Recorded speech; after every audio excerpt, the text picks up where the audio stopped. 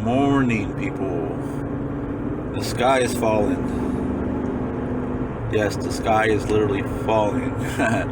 Right? That's a good thing because sky's the limit. Might as well have it come to us, right? But anyway, Bitcoin has dropped dramatically under $8,000, like 7,700 right now. As morning's about 9:20. It's crazy, right? It's a good thing though. It all depends how you've seen it. XRP is down a little bit. Ethereum is down.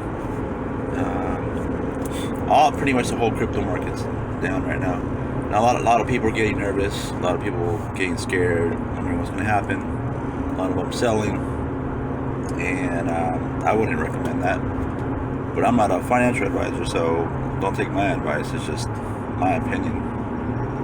If anything, you want to buy more because you're supposed to sell high and buy low.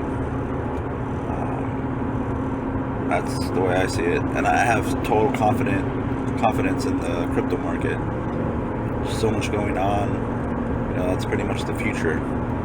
So I'm keeping my ground, keeping my position, and I'm going to buy more, to be honest. But anyway, back to something bigger. So we probably all know what's going on with the economy. Not looking too good. And it's not just the United States, it's the whole global economy, which is pretty crazy. And things aren't looking very good in that sense. Which could, it all depends how you see it. It could be a good thing, it could be a bad thing. A lot of people get wealthy during depressions and recessions, and the majority of people hurt. Why? Because they don't prepare. They're not aware of how to prepare, what to invest in, and some people just don't want to change. My advice, you want to start looking into things, look up on Google or whatever, what things to invest in when the economy is bad. So what I've done, I've invested in a little bit of gold, bought some silver, and of course cryptocurrency. Waiting for the stock market to crash, which is eventually going to happen, and then I'll buy into some stocks then, and get some dividends. So I can, you want to buy low, like I said, and that's how you're going to make some good money. You can also short the stock market too when it falls. If you start doing some research on that, you can make some good money off of that. But anyway, you gotta always prepare for the worst. Start getting some canned foods, some soup, some rice, some beans. Store it. Buy lots of water.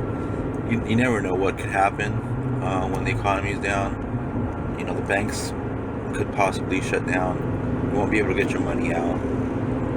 So if you don't have your money available, how are you going to be able to buy food for yourself and your family? And for whatever reason, if the currency of the dollar, the US dollar, just completely fails, and the money's not worth anything, or the money's on hold, or the funds are frozen, and that could, they freeze it for a couple months, a couple weeks, or even a couple days. How are you going to live? How are you going to survive?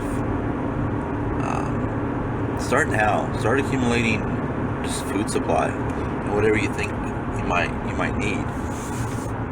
There might not even be any type of power available or any type of gas available. So maybe invest in a barbecue set, buy some propane tanks, so at least you can cook your food or warm up your food or whatnot. I think that's going to be important to have for sure. But anyway, what I wanted to talk about was preparing yourself. And we all try to do as best as we can every day to our fullest potential, if we know it or not, because I think we're just pretty much programmed to have the bare minimum and survive. And if we're doing that when times are good, how are we gonna do when the times are bad? You know, I don't think it's gonna cut it. So you need to advance yourself, improve yourself, and start doing some research. For example, just the other day I was on YouTube and I just punched in, the Great Depression, and they actually had actual video of what was going on and the situation of most Americans at that time. I believe it was like between 1929 to 1939 or something like that. And I don't know if you guys ever saw the original movie of what is that called? What's that movie I'm trying to think of? Willy Wonka and the Chocolate Factory. Yeah, I'm not talking about the new one that they remade. I'm talking about the one, the original one, the first one made. And in the beginning of that movie, I believe his name's Charlie. Yeah, Charlie. They show where he lived. He lived in a very not so good neighborhood, I guess you can say. It was full of poverty. They showed that he lived in a shack, and in that shack he lived with multiple members of family. And they showed this scene where they're all on the same bed, sleeping like sideways, and it's just a full house. And that's because at that time there was a depression going on, and it showed what I saw in those videos, and I was like, wow, I always saw this as a movie, but it actually really happened. Several people were losing their homes, and the ones that kept their homes most likely had like 20 plus family members living in them just to keep the house and work together to save that house. And then it showed a lot of people just pitching up tents. It was pretty sad.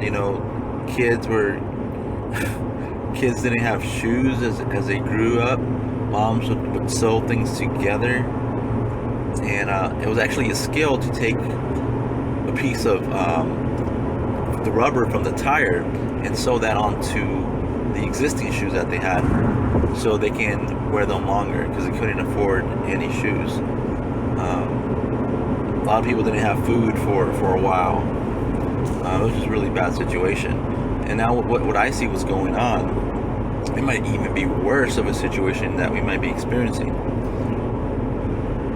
It's pretty scary. So I would strongly suggest, at least the minimum, invest in silver. You're gonna need it. You might need it to barter some goods. There might not be any money available. What are you gonna trade? I'm not getting paid to say this or anything, but I did find a cool website that has actual fine gold and fine silver. You have to be careful where you order your stuff, because I was initially looking on eBay, but I started doing some research. I was like, this is weird. And there's a lot of like fake gold, fake silver out there that they pass as real, and they duplicate it very well from the mines that sell gold and silver. So I recommend it's ScottsdaleMint.com. They actually have fair prices, and they actually coincide with the actual market value of gold and silver, what it is currently. So it gives you real-time prices, and it updates every 5 minutes. And you'll be surprised to know that you can buy 5 grams of fine silver for only $6-7. And I mean, hey, $6-7 investment, where that silver can potentially go up in value, and or it can be used to barter as needed. So I would strongly recommend you don't go cheap, because you might get fake stuff. So don't go on eBay to find your gold or silver. Just go off straight to the actual website of the mining businesses that actually mine the gold.